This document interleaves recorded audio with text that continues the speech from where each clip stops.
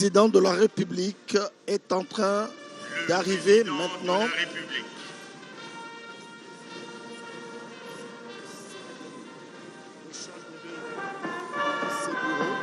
Pour la salle.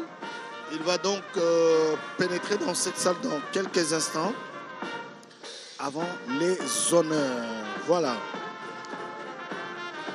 Le président de la République, Félix Antoine Tshisekedi Tshilombo, va faire son entrée dans la salle pour présider la cérémonie d'échange des vœux. La cérémonie d'échange des vœux. Voilà, le chef de l'État est donc entré dans la salle. Il va être installé par le protocole et la cérémonie d'échange des vœux va donc commencer ici de la nation dans cette salle mythique, salle de l'indépendance. Nous allons vivre en direct cette cérémonie. Hymne national.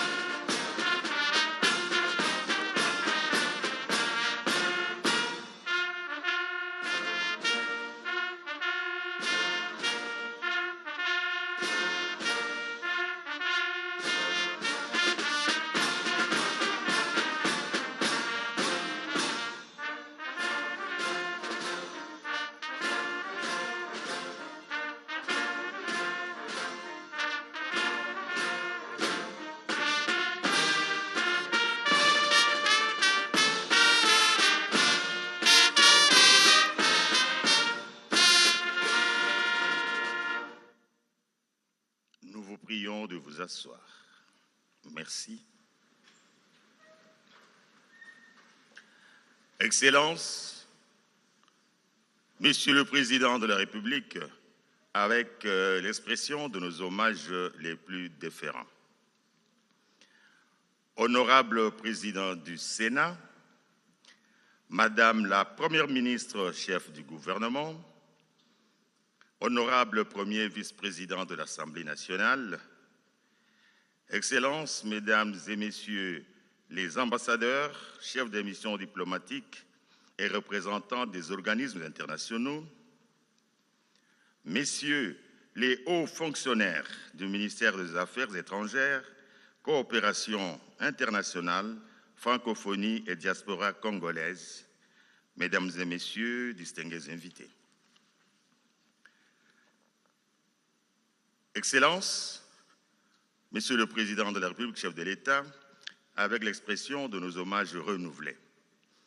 La cérémonie de ce samedi 31 janvier 2026, dans cet hémicycle du Palais de la Nation, est celle de d'échange de vœux entre Votre Excellence, Monsieur le Président de la République, chef de l'État, et les membres du corps diplomatique accrédité en République démocratique du Congo. La cérémonie se passera en deux étapes. La première étape est celle de la prise de parole du doyen du corps diplomatique, Son Excellence M. Rachid Agassim, ambassadeur plénipotentiaire du Royaume du Maroc en République démocratique du Congo, qui sera suivi de votre discours, Excellence, Monsieur le Président de la République. Quant à la deuxième partie des échanges de vœux, elle se passera dans le jardin du Palais de la Nation, qui seront immortalisés par la prise des photos souvenirs par groupe des ambassadeurs. Un cocktail est prévu à la fin de la cérémonie. Avec votre autorisation, Excellence Monsieur le Président de la République, nous invitons Son Excellence Monsieur Rachid Gassim, doyen du corps diplomatique, à prendre la parole.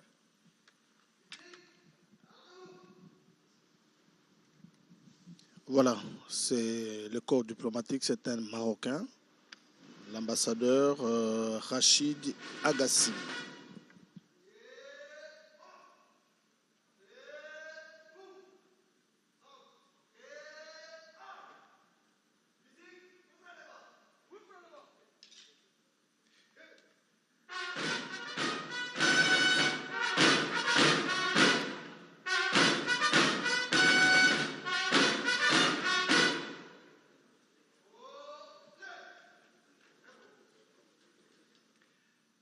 Excellences, Monsieur le Président de la République démocratique du Congo, chef de l'État. Bonjour tout le monde. C'est toujours avec un grand honneur et au nom du corps diplomatique accrédité à Kinshasa que je m'adresse à votre Excellence, à la distinguée Première Dame, aux membres de votre famille, ainsi qu'à tout le peuple congolais, pour vous souhaiter une très bonne et heureuse année 2026. Et nos meilleurs vœux de santé, de paix, de bonheur, de réussite et de prospérité à l'occasion de cette nouvelle année.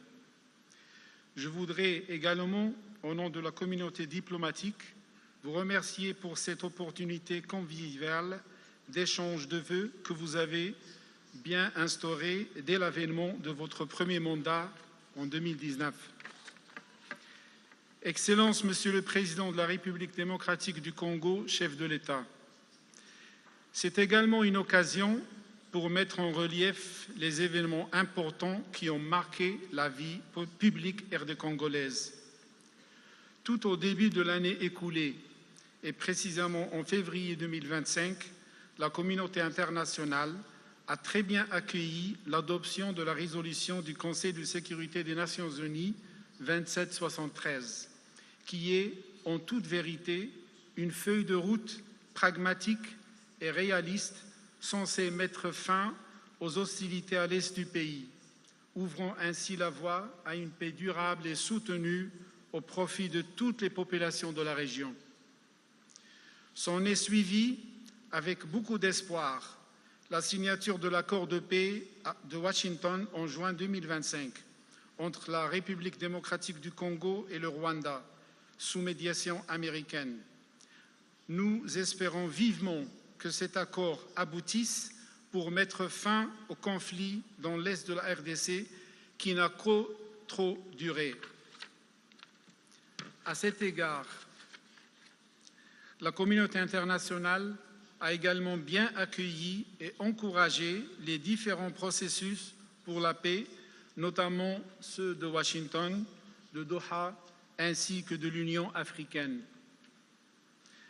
En juin 2025, la communauté internationale a applaudi la double victoire diplomatique de la République démocratique du Congo à l'ONU, notamment en tant que membre non permanent au Conseil de sécurité et à la vice-présidence de l'Assemblée générale des Nations unies.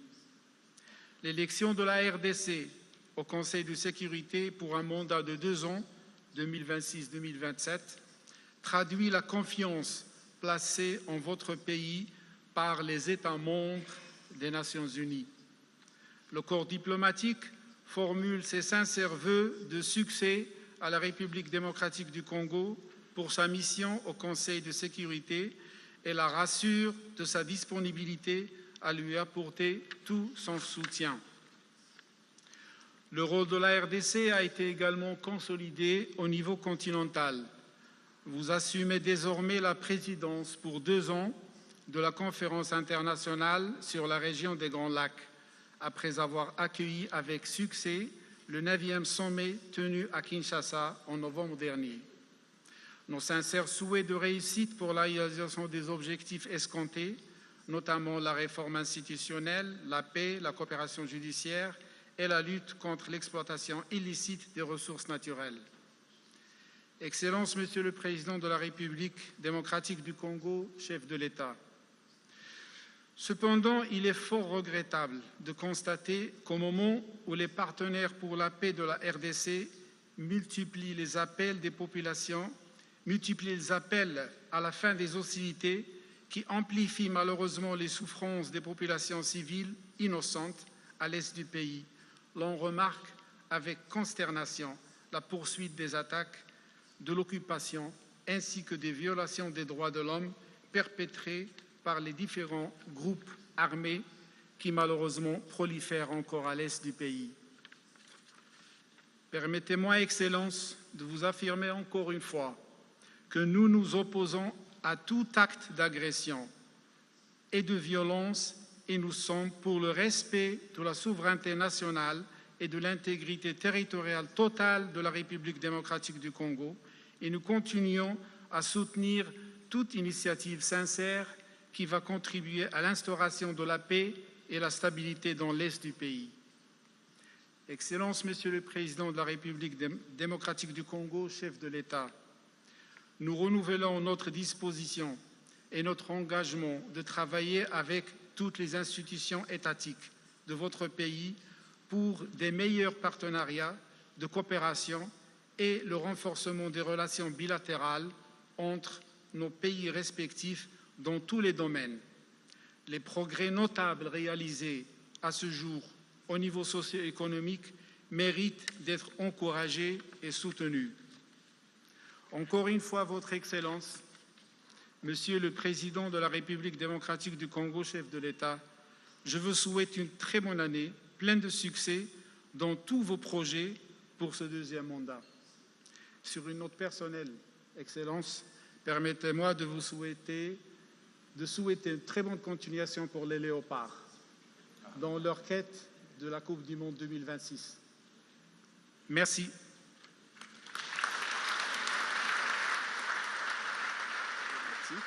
Avec ce sourire du président de la République qui aime le sport, parce que Guillaume, il vient de terminer. Qu'il plaise à votre Excellence, Monsieur le Président de la République, chef de l'État, à prononcer votre discours. Honorable Président du Sénat, Madame la Première ministre, chef du gouvernement, honorable Premier vice-président de l'Assemblée nationale, Monsieur le ministre délégué auprès des ministres délégués auprès du ministre des Affaires étrangères et de la coopération internationale chargé de la coopération de la francophonie et de la diaspora congolaise, Madame la vice-ministre des Affaires étrangères, coopération internationale, francophonie et diaspora congolaise, Messieurs les secrétaires généraux, Excellences, Monsieur l'ambassadeur du Royaume du Maroc, doyen du corps diplomatique, Excellences, Mesdames et Messieurs les ambassadeurs, membres du corps diplomatique accrédités en République démocratique du Congo, Mesdames et Messieurs les représentants des organisations internationales accréditées en République démocratique du Congo, Mesdames et Messieurs les consuls honoraires, distingués invités, Mesdames et Messieurs. À l'entame de mon propos, qu'il me soit permis de vous souhaiter la bienvenue au Palais de la Nation pour la traditionnelle cérémonie de présentation des vœux du Nouvel An aux membres du corps diplomatique et aux représentants des organisations internationales accréditées en République démocratique du Congo. Je remercie très sincèrement Monsieur l'ambassadeur, son Excellence Rachid Agassim, Monsieur l'ambassadeur du Royaume du Maroc et doyen du corps diplomatique, pour les paroles empreintes de respect et d'amitié qu'il a bien voulu prononcer en votre nom à mon endroit, ainsi qu'à l'égard du gouvernement et du peuple congolais. Et je le remercie particulièrement pour ses vœux formulés à l'endroit de nos léopards qui n'ont plus que 90 minutes à jouer encore pour nous qualifier après 52 ans, figurez-vous, à la Coupe du Monde de football. En retour, j'adresse à mes homologues, vos différents chefs d'État et chefs de gouvernement, à vous-même, à vos familles, ainsi qu'aux dirigeants des organisations que vous représentez, mes vœux les plus sincères pour la nouvelle année. Je forme le vœu que 2026 soit, pour chacun de vos pays et pour vos peuples, une année de paix, de prospérité et de confiance renouvelée dans la force du droit et des institutions. Je tiens également à vous remercier pour votre présence constante à nos côtés dans ce que notre pays traverse de plus exigeant, la quête obstinée de stabilité, de consolidation de l'État et de défense de notre souveraineté. Par votre action quotidienne, vos échanges, vos missions de coopération et vos interventions humanitaires, vous contribuez à maintenir, malgré les tempêtes, ces ponts indispensables entre la République démocratique du Congo et la communauté des nations. Je voudrais enfin profiter de cette occasion pour souhaiter la bienvenue et réitérer mes félicitations à la nouvelle représentante spéciale de l'Union africaine en République démocratique du Congo et aux nouveaux ambassadeurs de la République du Ghana, de la République du Liban et de l'État du Qatar, accrédités auprès de la République démocratique du Congo. Votre présence parmi nous marque une nouvelle étape dans nos relations bilatérales et dans notre coopération au sein des enceintes multilatérales. Je suis convaincu que votre mission contribuera à renforcer davantage les liens d'amitié, de respect mutuel et de collaboration entre nos pays et nos peuples. Monsieur le doyen du corps diplomatique, Excellences, Mesdames et Messieurs, l'année 2025 aura été pour notre nation une année de contraste. D'un côté, dans la continuité des orientations majeures que j'ai fixées pour notre pays, et malgré un contexte national et régional exigeant qui a mis à l'épreuve notre capacité collective de résilience et d'action, nous avons poursuivi avec détermination le chantier de la transformation à travers notamment la modernisation de l'action publique, l'amélioration progressive des services sociaux, la mise en œuvre de grandes manœuvres, de grands programmes de développement et la volonté de rendre notre économie plus lisible, plus rigoureuse et plus attractive. De l'autre, mon pays a continué de payer un tribut insoutenable à l'insécurité entretenue dans l'est de notre territoire. Là-bas, des villes et des villages ont été ballottés au rythme des offensives, des retraits et des représailles des groupes armés soutenus par des forces étrangères. Des familles ont fui, encore et encore, emportant dans un sac le peu qu'elles pouvaient sauver, laissant derrière elles le fruit de leur labeur, les champs, les écoles, les repères, leurs racines, parfois leurs tombes.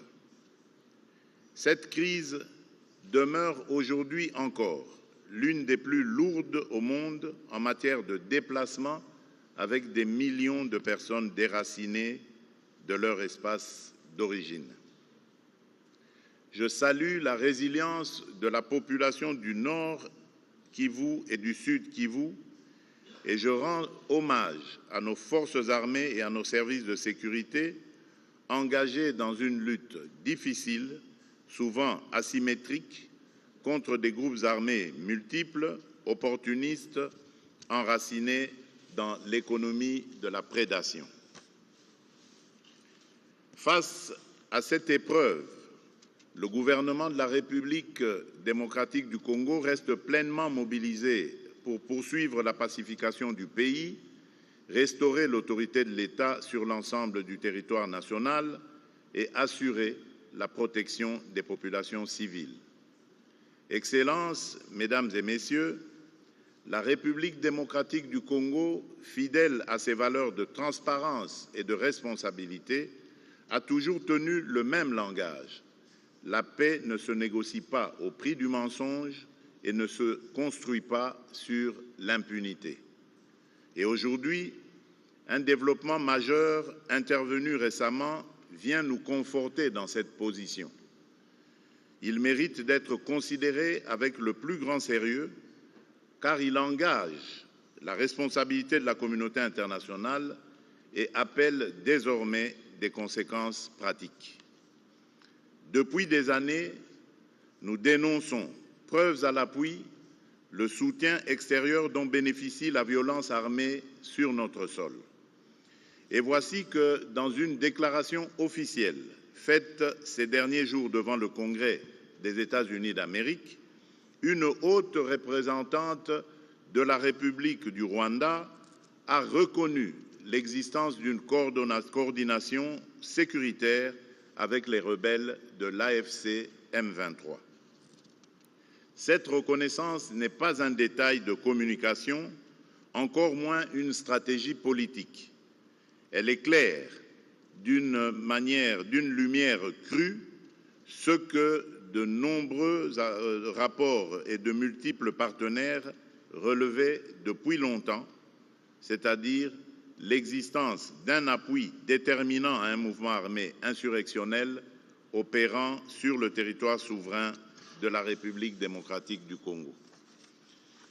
Cet aveu constitue un tournant majeur. Il réduit l'espace du déni, clarifie les responsabilités et oblige chacun à passer des exhortations aux mécanismes d'exécution, ceux du droit international, ceux des résolutions du Conseil de sécurité et ceux des engagements politiques librement souscrits. Mais permettez-moi d'être parfaitement clair sur ce point.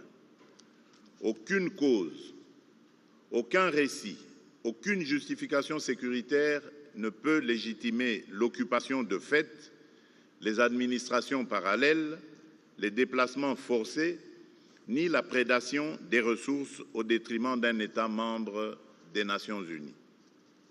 Excellences, Mesdames et Messieurs, je souhaite attirer votre attention sur la situation humanitaire particulièrement préoccupante dans l'est de la République démocratique du Congo, notamment dans la ville d'Uvira et dans les localités situées au long de la plaine de la Ruzizi. Dans ces zones, des milliers de familles déplacées à l'intérieur du pays vivent aujourd'hui dans une précarité extrême, confrontées à des besoins urgents en matière d'assistance humanitaire. À cette détresse interne s'ajoute celle de nos compatriotes ayant cherché refuge au-delà de nos frontières, en particulier au Burundi, où ils continuent de faire face à d'importantes difficultés et à une vulnérabilité persistante. Face à cette réalité, le gouvernement de la République entend renforcer la coordination avec les partenaires humanitaires, régionaux et internationaux et d'assurer protection, dignité et solutions durables aux populations affectées et de créer les conditions d'un retour durable à la paix et à la stabilité. Mais il serait illusoire de traiter l'urgence humanitaire sans regarder avec lucidité la cause première de cette souffrance, c'est-à-dire l'instabilité entretenue et la violence récurrente. Les populations de l'Est, déjà éprouvées par des décennies d'épreuves, ne peuvent plus être condamnées à ce cycle tragique où chaque avancée diplomatique se trouve aussitôt neutralisée par des replis tactiques, des provocations nouvelles ou des offensives déguisées. Les développements récents sur le terrain y compris autour d'Uvira, rappellent à quel point la situation demeure fragile et combien la mise en œuvre des engagements pris doit être rigoureuse, suivie et vérifiable. Dans ce contexte, l'unité nationale s'impose plus que jamais comme une exigence fondamentale. C'est pourquoi nous réaffirmons notre ouverture à un dialogue entre Congolais, un dialogue apaisé, inclusif, résolument destiné à consolider la cohésion nationale sans jamais remettre en cause les institutions issues du suffrage universel. Je tiens à cet égard à exprimer notre gratitude à son Excellence le Président João Manuel Gonçalves Lourenço, Président de la République d'Angola, pour ses bons offices, son sens de l'équilibre et son engagement constant en faveur de la paix dans notre région.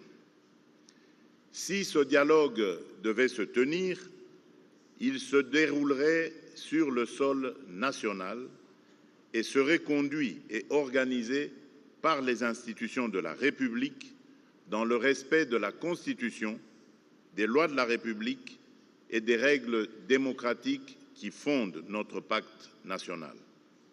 Cependant, je le dis avec la même clarté, ce dialogue intérieur, aussi nécessaire soit-il, ne saurait tenir lieu de substitut aux obligations internationales. Il ne peut pas être invoqué pour relativiser une agression, ni pour diluer des responsabilités établies. Comme je l'ai dit lors de mon dernier discours sur l'état de la nation devant le Parlement réuni en Congrès, la justice suivra son cours normal, avec rigueur, jusqu'au bout et sans complaisance, afin d'honorer la mémoire de celles et ceux injustement tombés du fait de l'agression. Donc, dialogue, oui, mais pas avec les auteurs de crimes commis contre nos populations.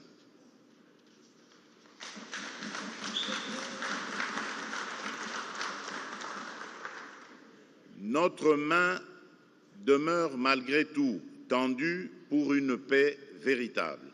Mais une paix véritable suppose des actes vérifiables, comme l'arrêt immédiat de tout soutien aux groupes armés, le retrait des forces étrangères du territoire souverain de la République démocratique du Congo et la fin des zones grises, le respect strict des mécanismes régionaux et internationaux et la restauration effective de l'autorité de l'État congolais sur l'ensemble du territoire national. C'est dans cet esprit de responsabilité et d'ouverture que nous avons pris part ces derniers mois aux efforts diplomatiques conduits sous facilitation internationale. Nous avons soutenu et nous continuerons de soutenir toute initiative crédible visant à faire taire les armes et à remettre la région des Grands Lacs sur le chemin de la confiance. L'année écoulée a, à cet égard, marqué un tournant. D'importantes démarches ont été engagées pour prévenir l'embrasement régional et réaffirmer le primat du droit. L'adoption par le Conseil de sécurité des Nations Unies de la résolution 2773 a constitué une étape majeure. Pour la première fois, les responsabilités dans la crise de l'Est de la République démocratique du Congo ont été établies de manière explicite, dissipant toute ambiguïté sur la nature de cette agression et sur les obligations qui en découlent. Cette clarification a été consolidée par la résolution 2808 adoptée le 19 décembre 2025, renouvelant jusqu'au 20 décembre 2026 le mandat de la MONUSCO en réponse à la dégradation persistante de la situation sécuritaire, notamment marquée par la résurgence du M23.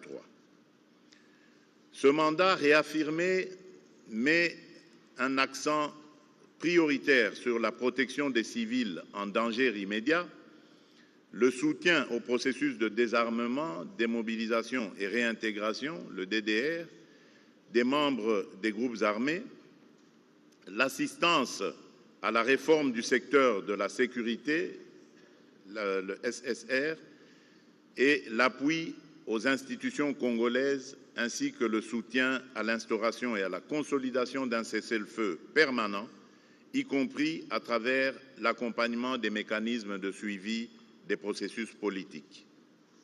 Nous saluons à cet égard l'engagement de la communauté internationale à accompagner la République démocratique du Congo dans la protection des civils et la stabilisation des zones affectées.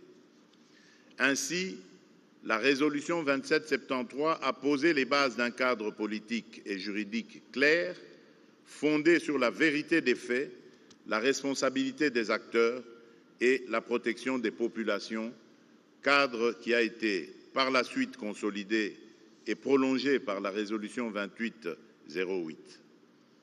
C'est dans ce contexte de clarification et de mobilisation internationale renforcée que s'inscrit la dynamique diplomatique ayant conduit à la signature de l'accord de Washington du 27 juin 2025.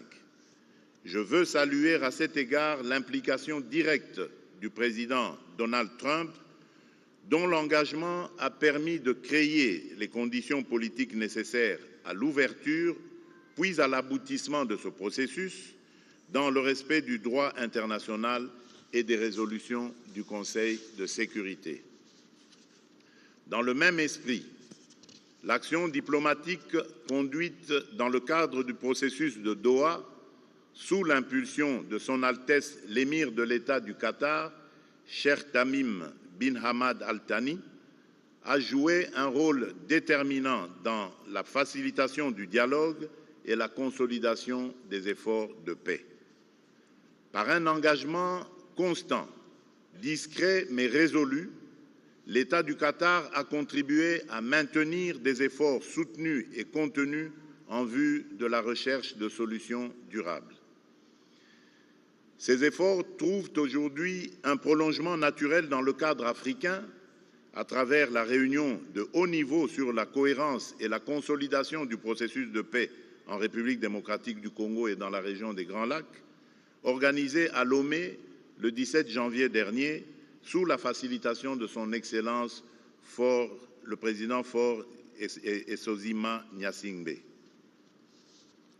Cette dynamique africaine constitue un levier politique destiné à accompagner, harmoniser et consolider les deux processus en cours sans s'y substituer afin d'en garantir la crédibilité, la cohérence et l'impact sur le terrain.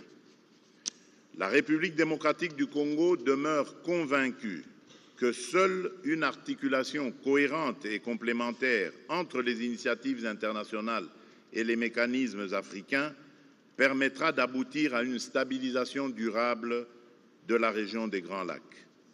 C'est avec cet esprit de continuité, de coopération sincère et de lucidité que notre pays poursuivra son action afin que les avancées diplomatiques se traduisent en résultats concrets pour la sécurité, la stabilité et la protection de nos populations. Excellences, Mesdames et Messieurs, cette exigence de paix et de stabilité demeure de manière constante au cœur de notre action diplomatique. À ce titre, l'exercice par notre pays de la présidence de la Conférence internationale sur la région des Grands Lacs, la CIRGL, s'inscrit dans une volonté affirmée de promouvoir le dialogue régional. La visite à Kinshasa de son Excellence M. Isaac Herzog, président de l'État d'Israël, témoigne de notre volonté d'approfondir des partenariats fondés sur la confiance et le respect mutuel. Cette dynamique s'est également traduite par les visites officielles que j'ai effectuées en Serbie et au Kazakhstan, ainsi que par la visite en République démocratique du Congo de Son Altesse l'émir de l'État du Qatar, Cheikh Tamim bin Hamad Al Thani, dont l'engagement personnel en faveur de la paix et de la coopération a marqué une étape importante dans le rapprochement entre nos deux pays. Elle s'est par ailleurs renforcée par la visite de son Excellence M. Évariste Ndayishimiye, président de la République du Burundi, illustrant la volonté partagée de consolider le dialogue politique, la coopération sécuritaire et l'intégration régionale dans l'espace des Grands Lacs. Dans ce même élan, la mission de 5 ministres congolais en Amérique latine au mois d'août dernier a permis d'approfondir nos relations avec l'Uruguay, l'Argentine et le Brésil, aboutissant à la signature de plusieurs accords structurants et à un rapprochement significatif entre des continents unis par de nombreuses similitudes et des ambitions convergentes. Cette dynamique ne relève pas d'un simple bilan annuel. Elle s'inscrit dans une trajectoire politique pensée, assumée et appelée à se poursuivre et à se renforcer en 2026 avec la même cohérence, la même détermination et la même ambition au service des intérêts de la République démocratique du Congo et de ses partenaires. Excellences, Mesdames et Messieurs, dans un monde traversé par l'incertitude et une recomposition accélérée des équilibres, le multilatéralisme est mis à l'épreuve et la tentation du fait accompli progresse. Les crises au Soudan, en Ukraine, au Moyen-Orient et ailleurs nous rappellent pourtant une vérité simple: l'indifférence n'est jamais une option. La souveraineté, l'indépendance et l'intégrité territoriale des États ne sont pas des principes à géométrie variable, elles constituent le socle d'un ordre international juste et la condition même d'une paix durable. C'est au nom de ces principes que la République démocratique du Congo aborde les enjeux de paix et de stabilité dans son environnement régional immédiat. Dans la région des Grands Lacs, la stabilité ne saurait être réduite à une lecture strictement sécuritaire. Elle exige une coopération sincère entre États, une lutte résolue contre les groupes armés et une approche globale intégrant les dimensions politiques, économiques, humanitaires et de justice. Ainsi, l'intégration régionale est un levier majeur de stabilité et de prospérité partagée. Mais elle ne peut se limiter à des cadres institutionnels. Elle doit produire des résultats concrets, des infrastructures interconnectées et des bénéfices tangibles pour les populations. Pour la République démocratique du Congo, cette intégration s'inscrit dans une vision de développement fondée sur la complémentarité des économies, la valorisation responsable des ressources et la création d'opportunités durables. C'est ici qu'interviennent nos ressources stratégiques. Les minerais indispensables à la transition énergétique mondiale doivent être, pour nous, un facteur de transformation, d'industrialisation et de stabilité, et non une source de conflits et de prédation.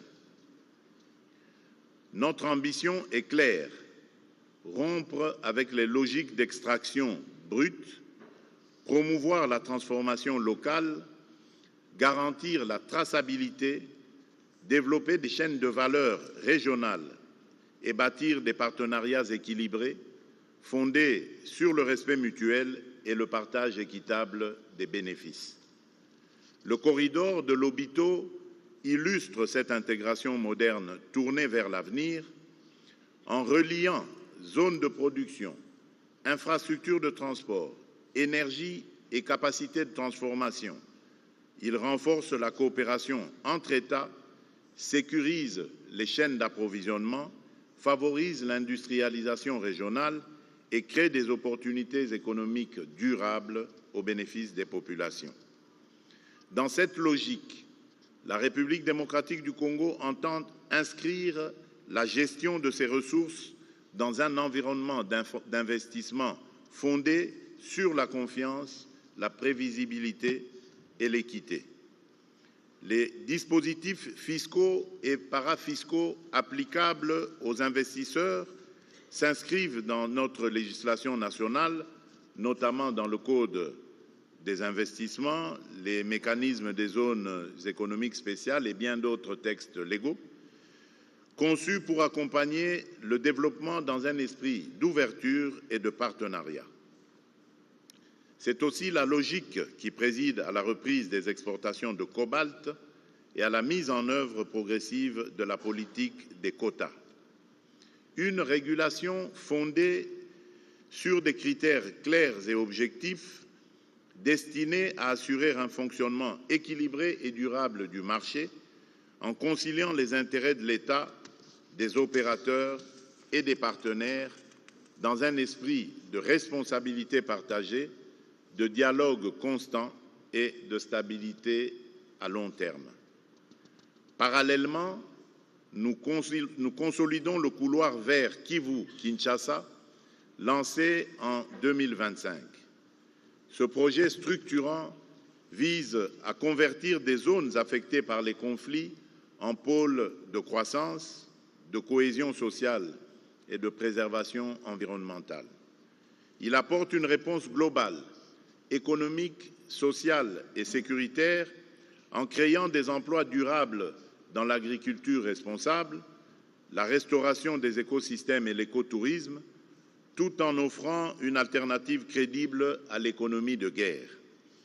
Les partenariats engagés, notamment avec l'Union européenne et des acteurs industriels, traduisent notre volonté de faire de la transition écologique un levier de stabilité et de paix. Enfin, notre vision du long terme trouve une expression majeure dans le projet Grand Inga. Plus qu'un projet national, c'est une ambition continentale, une réponse structurante aux défis énergétiques, industriels et climatiques de l'Afrique. Par son potentiel hydroélectrique unique, Grand Inga peut fournir une énergie propre, abondante et compétitive, indispensable à l'industrialisation, à la transformation locale des ressources et à la création d'emplois à grande échelle.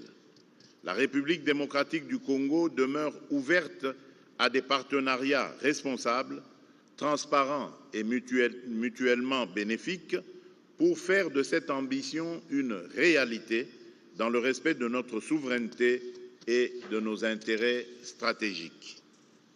Monsieur le doyen du corps diplomatique, Excellences, Mesdames et Messieurs, au seuil de cette année 2026, la République démocratique du Congo réaffirme sa détermination à œuvrer avec l'ensemble de ses partenaires à la construction d'un ordre international fondé sur la paix, le respect du droit, la solidarité et la prospérité partagée.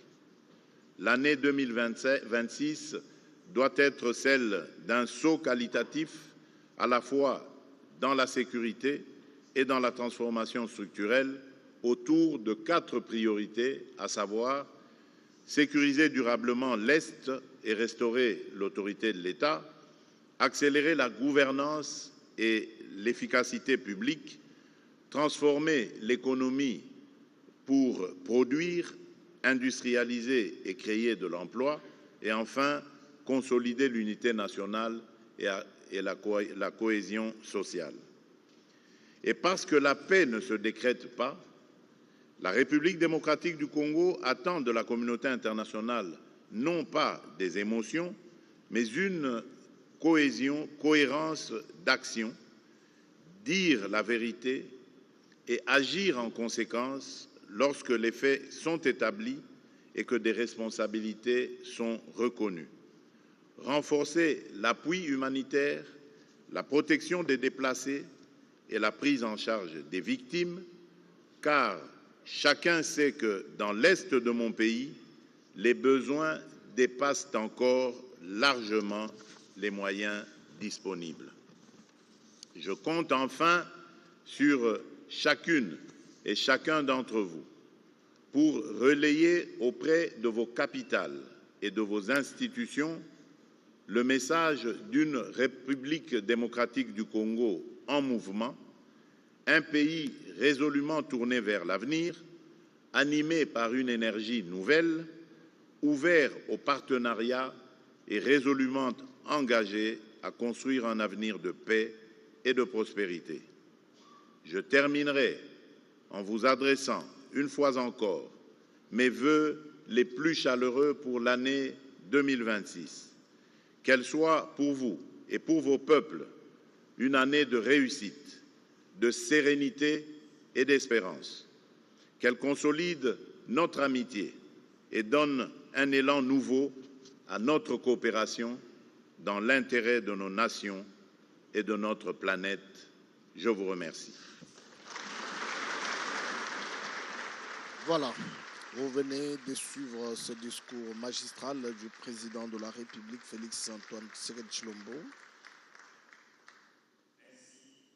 Enfin, la première partie de la cérémonie d'aujourd'hui.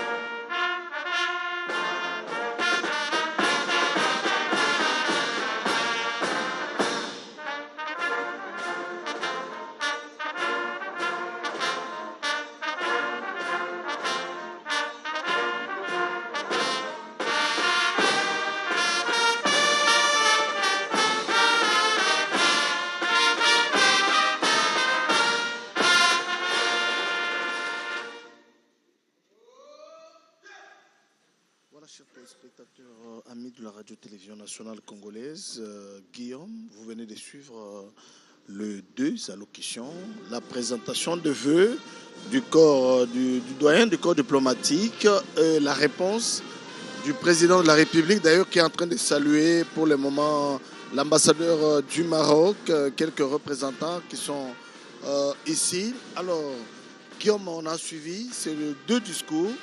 Qu'est-ce qu'on peut retenir en grande ligne? Oui, le doyen du corps diplomatique avait d'abord présenté le vœu au chef de l'État et à sa famille et au peuple congolais. Et il n'a pas oublié de souligner la résolution 2773 du début de l'année 2025, qui est une feuille de route, a-t-il dit, pour la paix durable en République démocratique du Congo. Il a parlé de la signature de l'accord de paix de la RDC et du Rwanda à Washington, qui faisait suite à tous les autres accords. Et il a parlé des processus, évidemment, de Washington et de Doha et de l'Union africaine. Et il a parlé de la